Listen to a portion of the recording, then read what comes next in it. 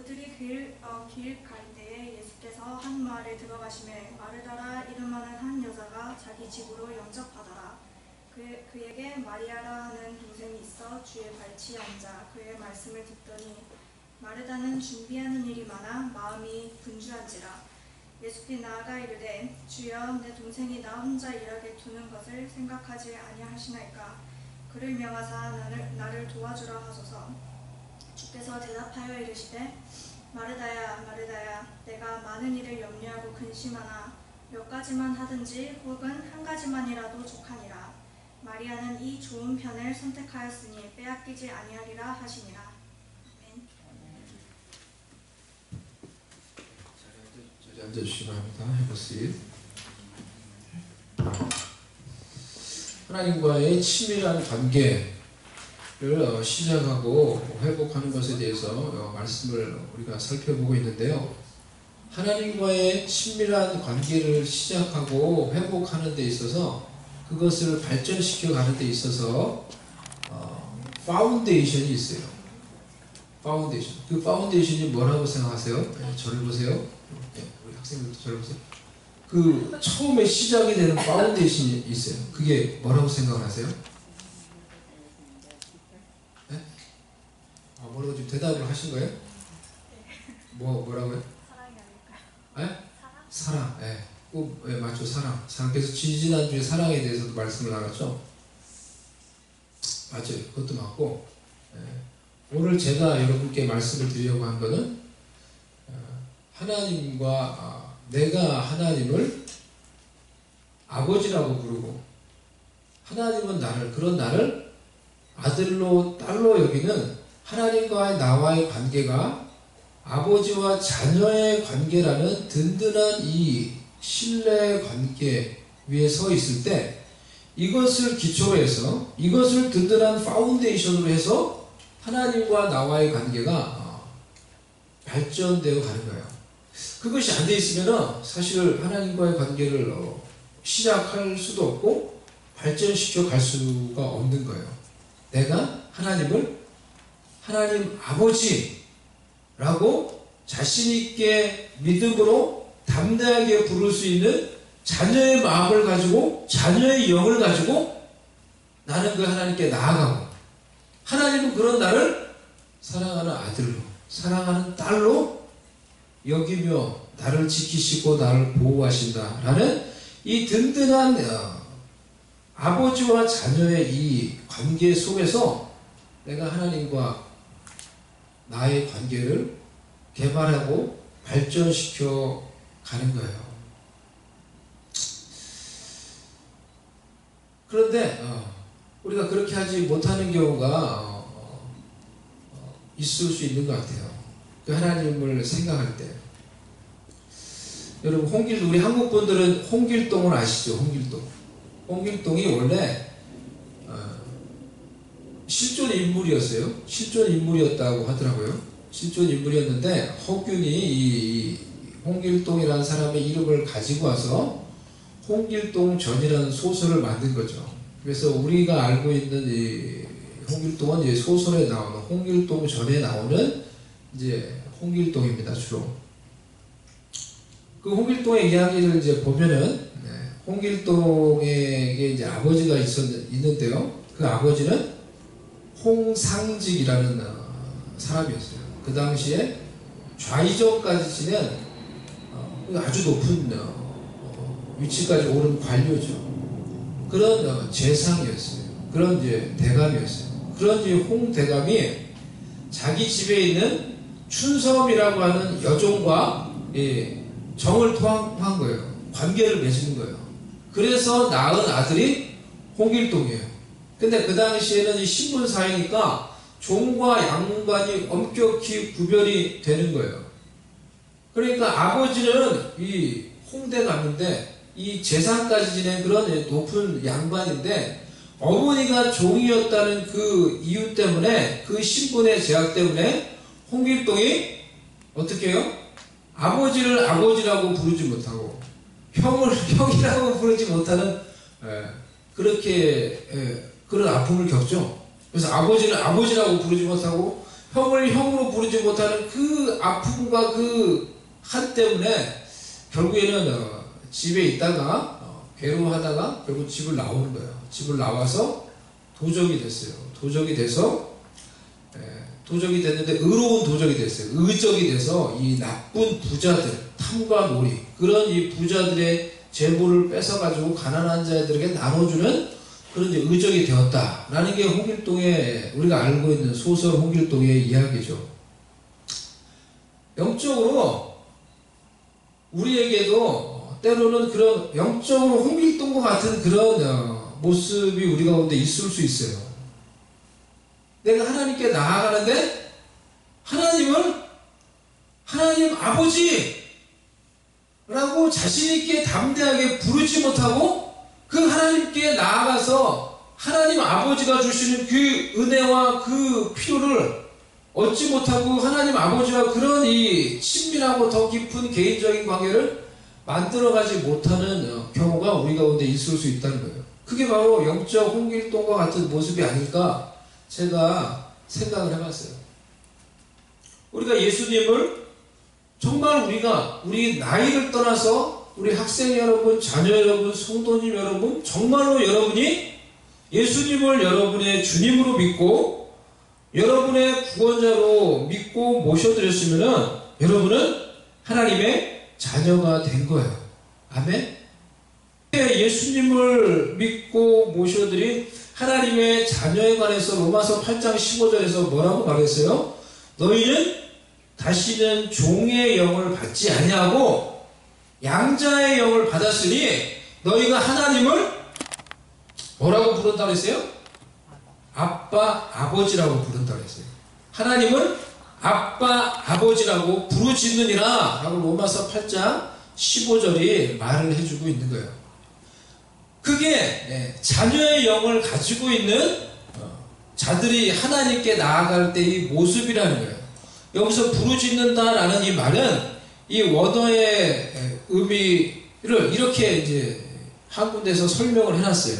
까마귀 어미가 먹이를 막 물어가지고 이제 오면은 그 둥지 안에 까마귀 새끼들이 있잖아요. 까마귀 새끼들이 먹이를 물고 온 그 어미 까마귀를 보면서 어떻게 해요? 까까까까. 제가 이제 이거보다 훨씬 더 크게 해요. 제가 이제 실제로 영상을 봤는데 정말로 시끄러워요. 이 새끼가 이 소리를 지르는데 입을 쫙쫙 벌리면서 까악 소리를 지르는데 정말로 시끄러워요. 정말로. 얼마나 담대한지 몰라요. 부끄러움이나 그런 거 전혀 없어요. 먼저 나한테 넣어달라고 해. 까악 입을 쫙쫙 벌려. 그러면은 어미는 그렇다고 뭘 하지 않고 그냥 딱 입 벌리는 거 보고 그냥 탁탁탁 막 넣어줘요. 그게 부르짖는다라는 의미예요. 여기서 쓰인 이 로마서 8장 15절에서 쓰인 부르짖는다라는 원어적인 의미라는 거예요. 마치 그와 같이 예수님을 믿는 하나님의 자녀가 하나님께 나아갈 때 그와 같이 하나님을 부른다는 거예요. 하나님 아버지!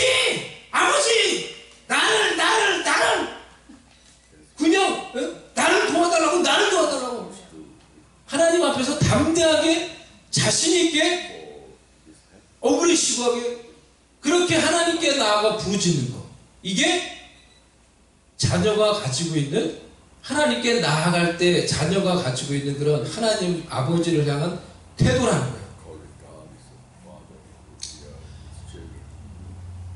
제가 어렸을 때 여러분 5살 난 아이에게 인생 최대의 위기가 뭐라고 생각을 하세요? 아이가 5살인데 그 5살 난 아이에게 인생 최대의 위기가 뭐라고 생각을 하세요? 제가 그때 한 5살 때쯤이었어요. 5살 때였는데 서울 사당동에 살 때였어요. 그때 이 사당동 산동네, 사당동 산동네라고 이렇게 불렀는데 이 산 같은 구릉들이 아직까지 거기 있었어요. 그래서 이제 구릉이 있고 이제 이 언덕배기가 있고 이제 그런 곳에서 우리가 놀고 있었어요. 딱 지금과 같은 그런 시즌이었어요. 그때는 이 겨울이 지나고 이제 봄이 올 때 이제 쥐불놀이라고 해가지고 이 언덕에 막 잡초 같은 게 있으면은 그거를 막 다 태웠어요. 그래서 이 언덕에 비탈이 있었는데 그 비탈이 막 거뭇거뭇하고 막 그런 이제 비탈진 그곳에서 우리가 이제 형들하고 놀고 있었는데 제가 5살이었어요. 그러니까 5살쯤이었으니까 얼마나 어려요. 근데 이렇게 비탈이 쫙 져 있고 그 밑에는 이제 개천이, 하천이 흐르고 있었어요. 아주 냄새나는 그런 하천이 밑에 흐르고 있어요. 근데 한 형이 그 비탈길을 갑자기 쫙 달려가는 거예요. 어우, 너무 멋있는 거예요. 그게. 그 비탈을 경사진들은 이 가로질러서 쫙 달려가는 거예요. 이야, 정말 멋있다. 그래서 내가, 야, 나도 저거 하고 싶은데? 이걸 딱 얘기하니까 옆에 친구가 하는 말이, 네가 그걸 어떻게 해? 그렇게 얘기하지. 네가 어떻게 가면 내가 할 수 있어? 막 옆에서 막 그러는 거예요. 내가 못할 것 같아? 그래가지고 결국 제가 그 친구하고 얘기하다가 제가 그 형과 같이 그 비탈을 이제 쫙 달린 거예요. 예? 내가 어떻게 하지? 하고. 그래가지고 그 비탈을 쫙 달리는데 뭐가 잘 달렸어요. 근데 한참 달리다가 이게 갑자기 두려운 생각이 들더라고요. 두려운 마음을 가지고 안 돼, 어떡하네. 그 두려운 마음을 갑자기 넘어지면 어쩌지 딱 하고 두려운 생각이 드는 순간에 넘어졌어요. 그 생각을 가지는 순간에 딱 넘어졌어. 넘어졌는데 이 비탈이 딱 져 있으니까 넘어지고 끝나는 게 아니라 거기서 딱 넘어졌는데 그다음부터 쫙 구르는 거야, 내가. 이 드럼통이 구르듯이 막 마치 영화의 한 장면 같이 이게 스탑이 안 돼요. 이 경사진에서 넘어지니까 떼굴떼굴떼굴떼굴떼굴 막 정신없이 불러요. 이 스탑이 안 되고 계속 불러가지고 그 밑에 하천까지 딱 빠졌어요. 그냥. 곧바로 빠졌어요. 정신없이 구르다가 탁 빠지니까 이 5살이란 말이에요. 예?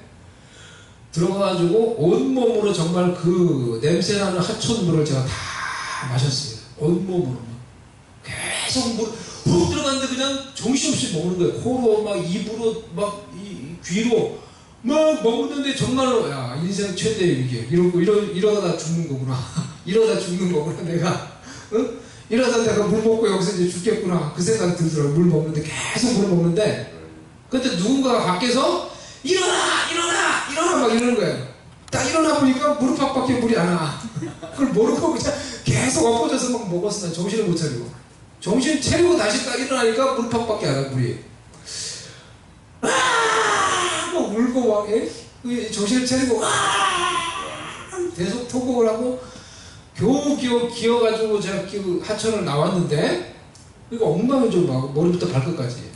제가 여러분 누구한테 갔겠어요? 그러고 나서 그 근처에 엄마가 이제 일하고 계셨는데 첫 번째 엄마에게 갔다. 두 번째 나에게 평상시에 잘해주는 이웃집 아저씨, 이웃집 아줌마에게 갔다. 누구한테 갔겠어요, 제가? 예? 당연히 엄마한테 갔죠. 당연히 엄마한테 갔죠.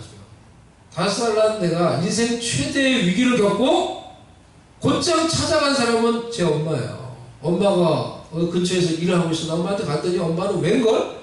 막 화를 내는 거예요. 어이구, 이게 막 이렇게 하는 거고, 막 화를 내는 거예요. 이게 뭐야!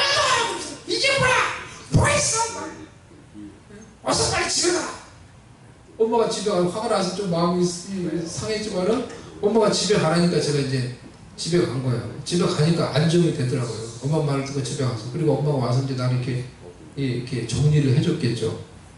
집에 갔다는 거예요. 5살은 아무리 어린아이도 자기가 놀다가 세상에서 살다가 고난을 겪고 어려움을 겪고 환난을 당하면은 곧장 자기 엄마에게 가요. 자기 부모님께 가요.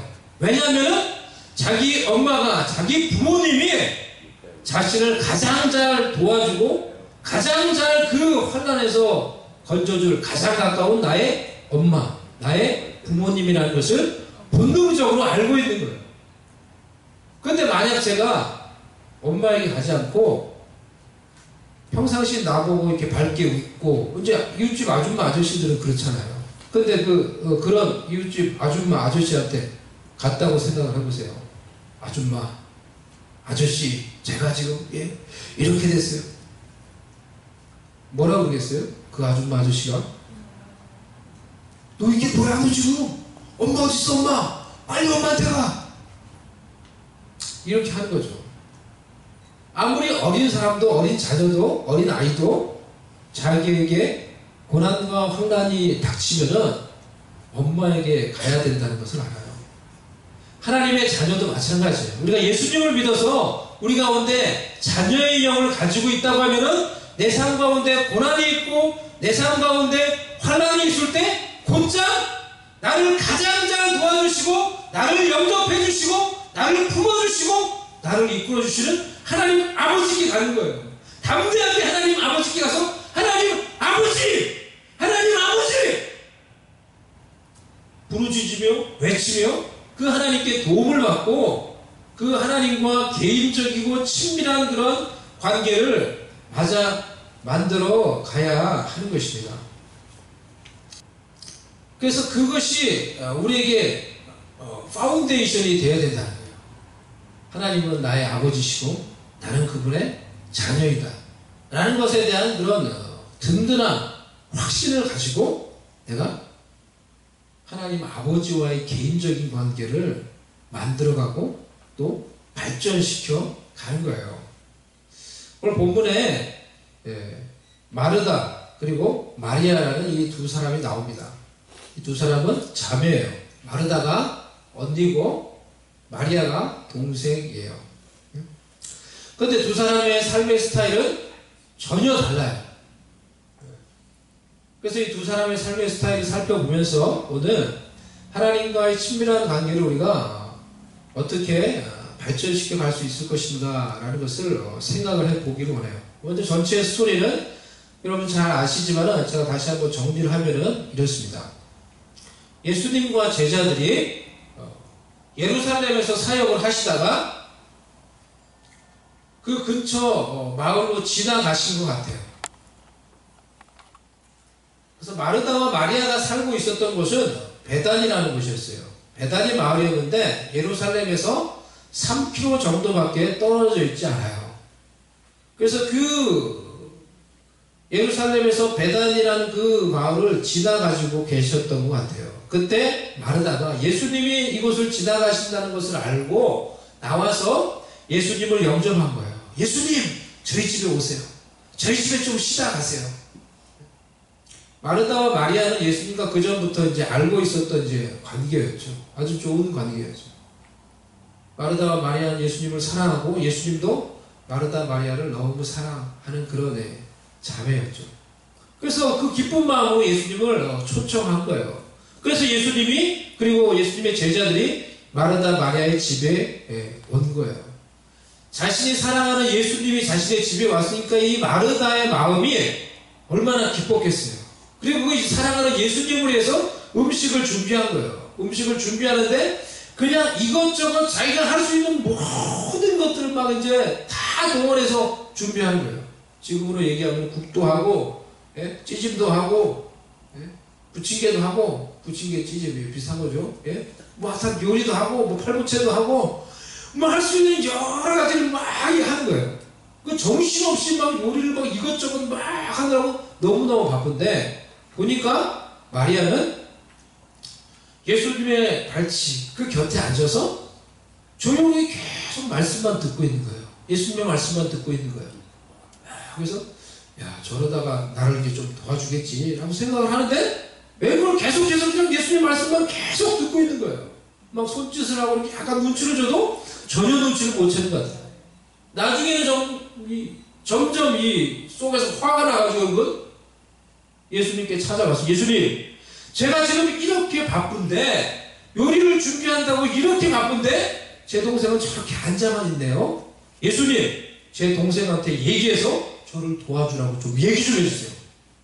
아니 그냥 자기가 그냥 동생한테 가서 날 좀 도와줘 이렇게 좋게 얘기하면 될 텐데 예수님한테 굳이 가서 동생에게 얘기해 달라고 하는 거예요.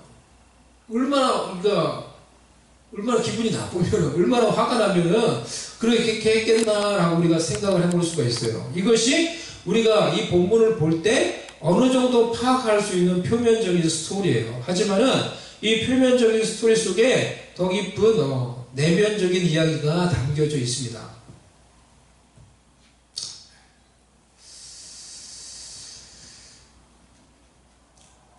먼저 이 스토리 속에서 마리아의 삶의 스타일을 먼저 살펴보기를 원합니다. 마리아의 삶의 스타일은 결론부터 말씀을 드리면은 주님과 개인적이고 친밀한 관계를 가장 중요하게 여기는 삶의 스타일이에요. 마리아의 삶의 스타일은 무엇을 가장 중요하게 여긴다고요? 주님과 개인적이고 친밀한 관계를 맺는 것을 가장 중요하게 여기는 라이프 스타일이라는 거예요. 마리아가 무엇보다도 주님과의 개인적인 관계를 중요하게 여긴 사람이라는 것을 알 수 있는 구절이 39절에 나와 있어요. 39절을 보면은 그에게 마리아라는 동생이 있어 주의 발치에 앉아 그의 말씀을 듣더니 라고 했죠. 한번 우리 따라해 볼까요? 그 부분 따라해 보겠습니다. 주의 발치에 앉아 그의 말씀을 듣더니 이것이 마리아의 삶의 스타일을 잘 보여주고 있는 이 두 구절이에요. 먼저 주의 발치에 앉아 라고 이렇게 말을 하고 있죠.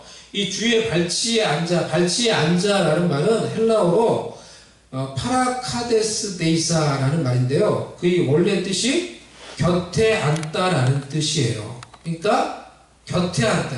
Sit on his side. She sit on Jesus' side. 무슨 말인지 알겠어요? She sit on Jesus' side. 이 말이에요. 여러분, 신앙은 예수님 곁에 앉는 거예요. 예수님 곁에 앉고 예수님 곁에 서는 거예요. 신앙은, 기독교 신앙의 핵심은 예수님 곁에 서서 예수님이 하시는 말씀을 듣고 그 말씀을 그대로 믿는 거예요. 예수님이 말씀하셨으니까 예수님 곁에 서서 그 말씀을 듣고 그 말씀을 믿는 거예요. 하나님이 말씀하셨으니까 하나님의 말씀을 그대로 믿는 거예요. 이것이 기독교 신앙의 핵심이에요. 신앙생활하니까 이것이 중요한 핵심이에요. 여러분이 생각할 때 여러분이 무언가를 깨닫고 무언가를 체험해서 여러분이 알고 믿는 게 많겠어요? 아니면은 누군가가 이미 권위 있는 사람이 그것을 이미 발견하고 이미 증명해 놔서 이것은 이것이다 라고 말을 해서 그 말을 듣고 내가 그렇게 알고 믿는 것이 많겠어요? 어떤 게 많겠어요? 전자가 많겠어요? 후자가 많겠어요?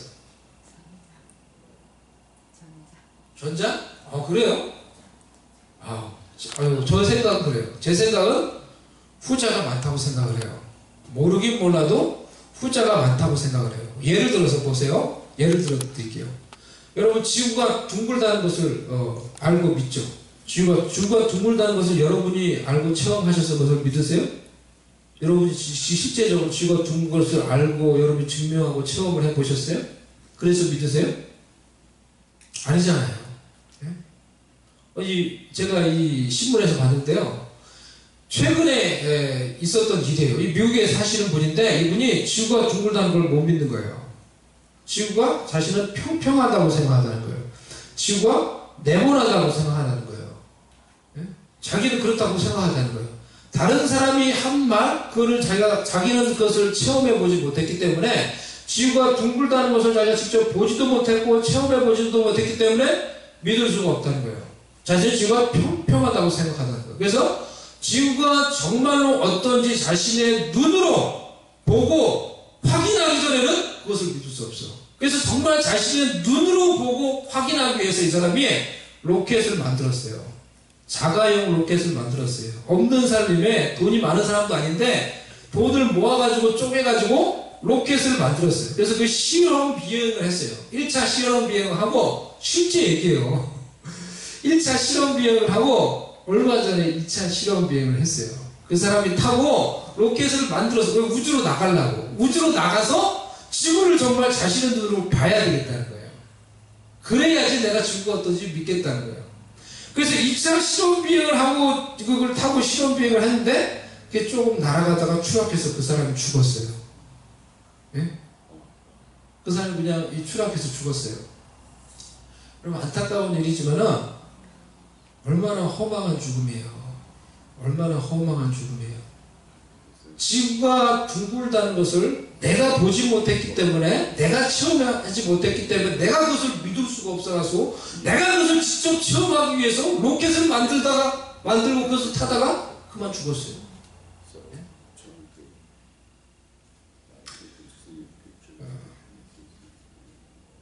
기독교 신앙도 제가 믿어보니까요, 여러분 그런 거예요. 기독교 신앙도 여러분 내 머리로, 내 이성으로 이해가 안 되는 것들이 있어요. 내 짧은 머리로, 내 짧은 이 머리로 다 이해가 되지 않는 것들이 있어요. 전에는 저도 그렇게 얘기해요. 내가 다 이해하지 못하면 못 믿어. 하나님 나한테 눈으로 보여주세요. 내가 그럼 믿을게. 하나님 나한테 그걸 다 보여주면 내가 믿을게. 내가 이해 안 되는 거 이해되게 만들어주면 믿을게요. 근데 기독교 신앙이 그게 아니에요. 때로는 우리의 이성과 우리의 이해를 뛰어넘어요. 그런데 하나님이 그렇게 말씀하셨기 때문에, 내가 그분 곁에 서서, 내가 예수님 곁에 서서 예수님이 그렇게 말씀하셨기 때문에 그걸 믿는 거예요. 예수님이 아들 예수님을 믿는 자는, 아들 예수님이 있는 자는 영생이 있고, 아들 예수님이 없는 자는 영생이 없다. 그 속에 영생이 없다고 말씀하셨기 때문에 내가 예수님을 믿어서 내 속에 예수님을 소유하고 있는 나에게 영생이 있다는 것을 믿는 거예요. 아멘? 아멘? 예수님의 제자 도마도 예수님의 부활 소식을 듣고 내 눈으로 보기 전에는, 내 손으로 그 예수님의 못 잡는다는 소리에 너 보기 전에는 내가 예수님 부활하고 믿을 수 없어. 예수님 결국 부활하셔서 그에게 보여주셨죠. 그 손을 예수님의 손에 넣게 만지게 해주셨죠. 그리고 나서 예수님 제가 믿습니다. 예수님 뭐라고 말씀하셨어요? 네가 본고로 믿느냐? 보지 않고 믿는 자가 더 복되도다. 네가 본고로 믿느냐? 보지 않고, 보지 않았어도, 내가 다 체험하지 않았어도 하나님의 말씀을 듣고 하나님이 말씀하셨으니까 그 말씀을 그대로 믿는 자가 더 복이 있다는 거예요. 여러분, 예수님 편에 서는 거예요. 신앙은 하나님 편에 서는 거예요. 그리고 그 말씀을 듣고 하나님이 그렇게 말씀하셨으니까 그대로 믿는, 그렇게 말씀대로 믿을 수 있는 은혜와 복이 여러분에게 있기를 바랍니다. 주의 발치에 앉아 그의 말씀을 듣더니라고 이렇게 말했어요. 이 말은 그녀가 듣고 있었다라는 말이에요. 그녀가 듣고 있었다. 계속해서 집중해서 듣고 있었다라는 말이에요. 예수님의 말씀을 경청해서 들은 거예요. 예수님의 말씀을 경청해서 들은 거예요. 우리가 관계를 맺을 때도, 여러분 세상에서도 관계의 성공을 위해서 이야기하는 중요한 기술과 태도가 뭐예요? 경청이에요. 경청. 경청 들어보셨죠? 경청이 뭔지 여러분 아세요? 한문으로 기울일 경이에요. 기울일 경, 들을 청이에요. 그러니까 기울여서 듣는 거예요. 기울여서. 내가 상대방의 말을 귀를 기울여서 듣고 뿐만이 아니라 마음을 기울여서 듣고 몸을 기울여서 듣는 거예요. 그것이 경청이에요. 그게 되게 중요하다는 거예요. 내가 말로 자꾸 누군가를 설득하고 나를 주장하고 그렇게 해서 인간관계에 성공하는 게 아니라, 그렇게 할 때가 얼마나 많이 있어요. 그걸 성공 못해요. 성공 못해요. 예? 전투에서 이기고 전쟁에서 진다는 말 있잖아요. 그래서 말로 다 설득해 결국 뭐예요? 부부싸움에서 말로 이겨서 뭐예요? 그 다음날 이 부부싸움에서 말로 이기고 그 다음날 아내한테 밥도 못 얻어 먹어요. 말로 이겨서. 예?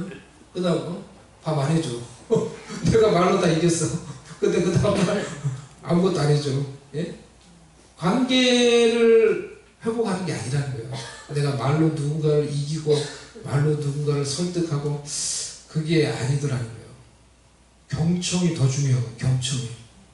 귀를 기울여 듣고 마음을 기울여 들으면서 이 사람이, 저도 그게 참 부족해요. 이 사람이 왜 이 말을 하는지 그 사람의 마음을 헤아리며 듣고 공감하며 듣고 그 말 속에 어떤 의미가 담겨져 있나. 그렇게 기울이며 마음을 기울이며 그 말을 들으며 공감하려고 할 때 관계에서도 우리가 성공한다는 거예요. 하나님 앞에서 열매 맺는다는 거예요. 하나님과의 관계도 마찬가지예요. 경청이 제일 중요한 시작이라는 거예요. 하나님의 말씀에 귀를 기울여 마음을 기울여 듣는 거예요. 그것을 위해서 말씀 묵상 기도의 시간을 개인적으로 갖자는 거예요. 그 시간에 여러분이 하나님의 말씀에 귀를 기울여 듣는 거예요. 주여 말씀하옵소서 제가 듣겠습니다. 사무엘처럼 그런 마음으로 하나님의 말씀을 우리가 기울여 듣고 그리고 그 들은 말씀에 순종하는 것 청종이라고 하잖아요. 그렇게 할 때 우리와 하나님과의 관계 가운데 형통이 나타날 줄로 믿습니다. 아멘? 형통하게 되는 거예요. 정말 그렇게 될 때 우리와 하나님과의 관계가 형통하게 되고 나를 통해 하나님이 이루시고자 하는 그런 열매들 하나님의 계획들 이루어지며 하나님의 영광이 내 삶 가운데 나타나게 되는 것입니다. 마르다를 살펴보도록 하겠습니다. 마르다는 어떤 사람이었어요? 마르다의 라이프 스타일은 한마디로 본질보다 비본질적인 것에 가장 중요한 것에 삶이 집중되기보다는 보다 덜 중요한 것들에 의해서 삶이 분산되어 있었어요. 그것이 마르다의 삶의 스타일이었어요. 40절을 보면은 마르다의 라이프 스타일을 잘 보여주는 구절이 나옵니다. 마르다는 준비하는 일이 많아 마음이 분주한지라. 이 분주한지라 라는 이 단어가요 페리스 파워라는 단어인데요 사방에서 끌어당기다 라는 뜻이에요. 사방에서 끌어당기다. 삶이 그런 거예요. 사방에서 끌어당기는 각종 요구를 들어주느라고 삶이 찢어질 것 같은 거예요. 요리를 해도 하나만 메인 디시 하나만 하는 게 아니라 잘하는 거 못하는 거 이것저것 다 끄집어내서 한다고 정신이 없는 거예요. 이게 마르다의 삶의 스타일이에요. 웃으세요. 공감하시죠? 저도 그래요. 저도. 그래서 제가 지금 마르다를 지금 마지막으로 얘기하는 게 저를 비롯해서 우리 가운데 사실은 마르다와 같은 라이프 스타일이 너무나 많이 있어요. 그래서 오늘 이 말씀을 드린 거예요. 각종 요구들을 내가 그것을 들어준다고 내 삶이 끊어지는 것 같은 거예요. 사방에서 잡아당기는 거예요. 너무 바쁘다는 거예요. 마음이 너무 분주하다는 거예요. 그날도 마르다가 그랬어요. 이런저런 그냥 큰 요리 다 한다고 정신없이 바쁜데 보니까 마리아는 조용하게 편하게 예수님의 말씀만 집중해서 쫙 듣고 있으니까 화가 치밀어 오는 거예요. 그래서 마르다가 그 화난 마음을 가지고 예수님께 가서 대부분 따져 묻듯이 그렇게 요구를 하는 거죠. 그런데 예수님이 뭐라 그랬어요? 예수님이 마르다의 그 요청을 완곡히 거절하셨어요. 예?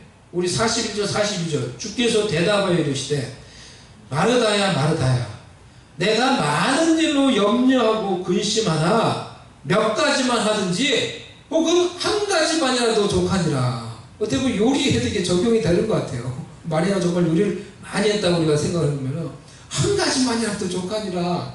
예? 마리아는 이 좋은 편을 선택하였으니 빼앗기지 아니하리라. 예수님이 이렇게 말씀하시면서 오히려 그렇게 막 화가 나 있어서 막 이렇게 지금 이 마리아를 이렇게 공격하려고 하는 그런 마르다를 예수님이 완곡하게 그 요구를 거절하면서 사실은 마르다를 책망하는 거예요. 마르다야 마르다야 내가 너무 많은 일로 지금 너무 네 마음이 분주하고 나눠져 있구나. 이것이 사실은 우리의 삶 가운데서 많이 볼 수 있는 흡사한 이 라이프 스타일입니다. 저도 말씀을 준비하면서 정말 내가 마르다 같구나 라는 생각이 너무나 많이 들었어요. 제가 이것을 이 마르다의 라이프 스타일을 마르다 신드롬이라고 이렇게 이름을 붙여봤는데요. 마르다 신드롬은 무엇이냐고 하면은 자신이 하는 봉사의 일의 가치를 너무나 중요하게 여긴 나머지 더 본질적인 것의 가치를 폄하하고 다른 일, 다른 모든 사람들을 판단, 비판하는 오류에 빠지는 것. 이것이 마르다 신드롬이라는 거예요. 마르다 입장에서 우리가 다시 생각을 해보면요. 예수님도 자신이 초청했어요. 예수님이 그래서 자신의 집에 왔어요. 얼마나 기뻐요. 예수님을 위해서 자신이 지금 요리를 해요. 지금 준비를 해요. 준비하는 일이라고 했는데 이 단어가 디아코니안이라는 단어예요. 이 단어의 뜻은 디아코니안, 이 단어는 봉사, 섬김, 직무라는 단어예요. 이 같은 언어를 가지고 있는 흡사한 단어가 디아코니아예요. 디아코니아 여러분 많이 들어보지 않으셨어요? 무슨 뜻이에요? 집사라는 뜻이에요. 교회에서 봉사하는 자, 섬기는 자, 디아코니아, 집사라는 뜻이에요. 마르다가 하는 일이 얼마나 귀한 일이에요. 주님을 위해서, 그것도 주님을 위해서 지금 봉사를 하고 있는 거예요. 그러니까 자신이 하는 일이 얼마나 가치 있고 얼마나 소중한 일인지 그것으로 인해서 마음이 그냥 막 뿌듯했을 거예요. 야, 내가 지금 주님을 위해서 지금 이 봉사를 하고 있는데, 근데 하다가 보니까 너무 힘들어. 그런데 이 귀한 일을 하는데 마리아는 전혀 안 도와주고 그저 앉아가지고 말씀만 듣는다고 그러고 앉아있어. 자신이 하는 이 봉사 일을 너무나 소중하고 가치 있게 생각한 나머지 다른 모든 일, 나아가서 더 중요한 본질적인 일조차도 가볍게 여기고 자신의 일에 동참하지 않고 협조하지 않는 자들을 비판하며 판단하는 그런 교만에 빠져버린 거예요. 이것이 마르다 신드롬이에요. 마르다가 빠진 그런 착각이에요. 예수님께 가서 말하는 그 마르다의 태도와 그 모습을 여러분 보세요. 이런 거예요. 내가 지금 얼마나 수고로 바쁜데, 예수님 제가 지금 이렇게 바쁜데, 이 말은 무슨 말이에요? 예수님 제가 지금 이렇게 일하고 있어요. 내가 지금 얼마나 소중하고 가치 있는 주님을 위해서 지금 일을 하는데 내가 하는 일을 좀 알아달라는 거예요. 자신이 얼마나 가치 있는 일을 하는지를 드러내고 싶은 그런 자신의 욕망을 그것을 통해 드러내는 거예요. 그런데 마리아를 보세요. 하면서 그런 우월의식 속에서 말씀만 듣고 있는 마리아를 판단하는 마르다의 교만을 우리가 볼 수가 있는 거예요. 우리 가운데 이런 마르다의 모습, 마르다의 내면을 가지고 있는 경우가 참 많이 있는 것 같아요. 저한테 그런 모습이 많이 있는 것 같아요. 사역하는 사람일수록, 봉사하는 사람일수록, 저같이 앞장서서 이렇게 사역하는 사람일수록 나도 모르게 이런 마르다 신드롬에 빠지는 거예요. 내가 하는 일이 얼마나 소중하고 얼마나 뿌듯하고 하나님이 기뻐하시는 일인지 그렇게 생각한 나머지 다른 모든 사람들을, 그 일에 도와주지 않는 사람들, 그 일에 적극적으로 협조하지 않는 사람들을 비판하고 판단하고 더 중요한 본질적인 일조차도 판단하는, 하찮게 여기는 그런 일들을 우리 가운데 할 수 있다는 것입니다. 제가 그런 것 같아요. 그래서 이런 이 마르다의 모습, 마르다의 이 라이프 스타일, 마르다 신드롬을 우리 가운데 잘 알고 그런 모습이 내 가운데 있지는 않은지 그것을 잘 알고 그것을 우리가 벗어버리는 것이 필요해요. 그래서 그러기 위해서 마지막으로 두 가지 지침을 드립니다. 첫 번째, 덜 중요한 일들, 비본질적인 요구들, 디스트랙션들을 정리하고 끊어버리십시오. 정말 본질이 무엇인지 알고 정말 나에게 가장 중요한 사명이 무엇인지 알고 그보다 덜 중요한 것들을 정리할 수 있어야 된다는 거예요. 먼저 나에게 사명이 무엇인가, 나에게 가장 중요한 것은 무엇인가, 그것을 숙고하는 것이 필요해요. 그래야지 그보다 덜 중요한 것을 우리가 정리를 할 수가 있어요. 여러분 스티브 잡스는 살아있을 때 여러분 아시죠? 늘 검은 후드티와 청바지를 입었어요. 왜 스티브 잡스가 그렇게 입었다고 했죠? 자신은 자신의 사명, 애플과 관련된 그 일에 자신의 모든 시간과 생각과 에너지를 집중하기 위해서 아침에 일어났을 때 자신이 뭘 입을까? 자신의 생각이 이렇게 디스트랙되는 것을 원치 않는다 했어요. 그래서 나의 모든 생각이 그냥 늘 똑같은 옷을 입으면 신경 쓸 게 없으니까 자신의 모든 생각이 오직 자신의 그 사명에 집중되기를 원해서 늘 그냥 똑같은 옷을 입는다 그랬죠. 마크 주크버그에서 그래 똑같은 말 했죠. 늘 똑같은 옷을 입어요. 자신도 자신이 하는 자신의 사명, 페이스북을 통해서 사람과 사람을 연결해주는 자신의 사명에 전적으로 내가 좀 더 집중하기 위해서 나도 이렇게 그냥 이렇게 입는다. 늘 똑같은 옷 입는 거다.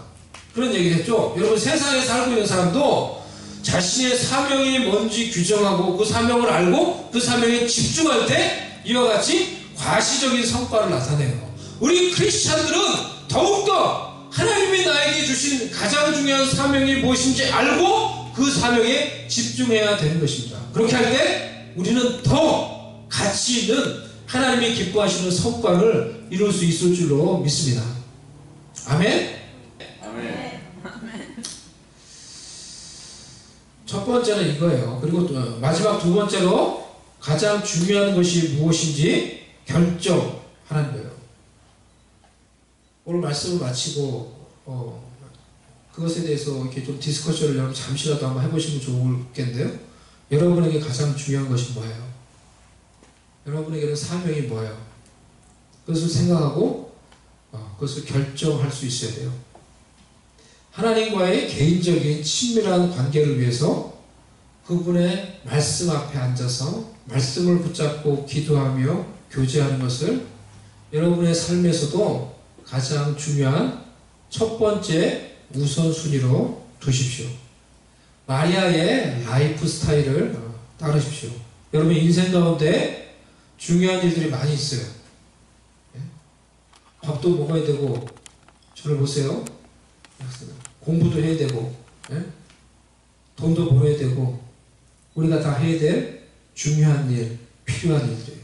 하지만은 이 중요한 일, 이 필요한 일보다도 그것들보다 더 중요한 것, 가장 중요한 것이 하나님의 말씀 앞에 앉아서 하나님의 말씀을 듣고 하나님의 음성을 듣고 하나님의 그 말씀 안에서 내가 기도하며 하나님 아버지와 교제하며 나를 향한 하나님의 뜻과 계획을 알아서 그 계획을 이루기 위해서 하나님의 인도하심을 받으며 내 인생을, 내 미래를 하나님께 의탁하는 것이 나에게 가장 중요한 것입니다 라고 고백하고 결정할 수 있는 여러분들 될 수 있기를 바랍니다.